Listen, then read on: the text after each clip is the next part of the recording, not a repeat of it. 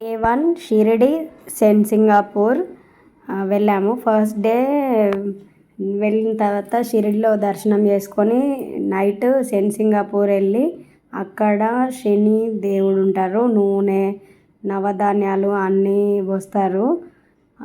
Temple లేదు, దేవుడు అనేది బయటనే ఉంటారు. చూడండి, మేము వెళ్ళే టైంకి హారతి ఇస్తున్నారు. మనకు అప్పుడు ఛానల్ లేదు, అందుకే వీడియోలు కొన్ని లేవు, ఫోటోలు యాడ్ చేస్తున్నాను. ఇక్కడ ఊర్లో ఏ ఇంటికి కూడా తలుపులు అనేవి ఉండవట. మనం చూద్దాం అనుకున్నాం కానీ నైట్ అయింది వెళ్ళడానికి, ఎక్కడికి వెళ్ళలేదు.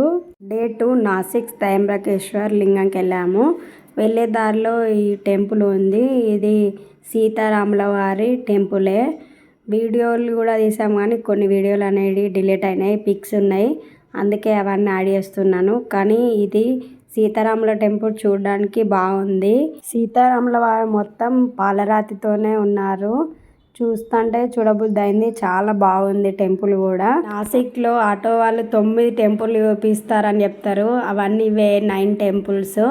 ఫస్ట్ అయితే ఇక్కడ హనుమాన్ ఒక 1 ఫ్లోర్ ఎత్తులో ఉన్నాడు, చాలా బాగుంది హనుమాన్. సెకండ్ అయితే ఇది శూర్పణఖ ముక్కు కోసినది, అది చూపించారు. థర్డ్ అయితే ఇట్లా రాముల వారు ఉన్నారు.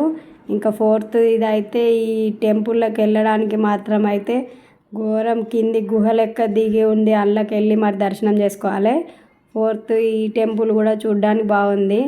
అన్నీ ఆల్మోస్ట్ సీతారాముల వారి టెంపుల్ లాగే ఉన్నాయి. ఈ టెంపుల్ అయితే చాలా బాగా నచ్చింది మాకు. ఇంకొకటి ఈ అర్ధనారీశ్వర స్వామి టెంపుల్, ఇది త్రివేణి సంగమం అని అక్కడ చూపించారు.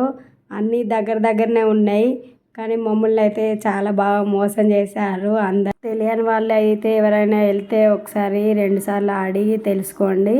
తర్వాత అక్కడ అంత దర్శనం అయినాక త్రయంబకేశ్వర్ మందిర్కి వెళ్ళాము.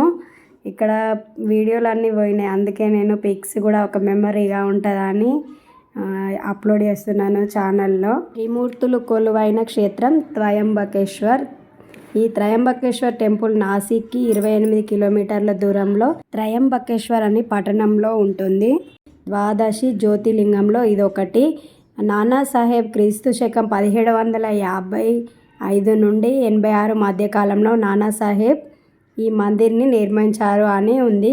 ఈ ఆలయం నల్లని రాతి యంత్రంలా అనిపిస్తుంది. ఆలయంకి నలువైపులా 20 నుండి 25 ఎత్తున రాతి గోడలు నిర్మించి ఉంటాయి. గజస్తంభం పంచదూతాలతో నిర్మించబడి ఉంటుంది.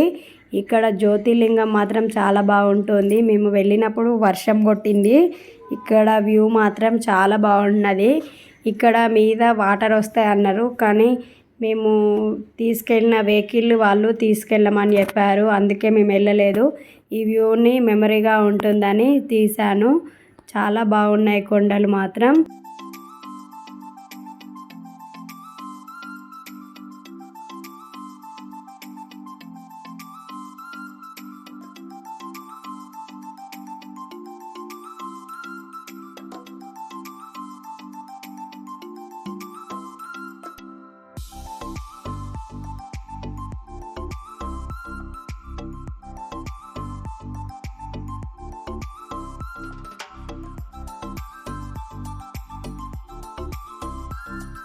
త్రయంబకేశ్వర్ నుంచి రిటర్న్ వచ్చినాక ఈవినింగ్ ఫ్రెష్ అయ్యి మళ్ళీ బాబా దగ్గరికి వెళ్ళి ఒకసారి దర్శనం చేసుకొని మళ్ళీ షాపింగ్ చేసుకొని ఇక్కడ బాబా విగ్రహం ఉన్న దగ్గర పిక్స్ తీసుకున్నాము.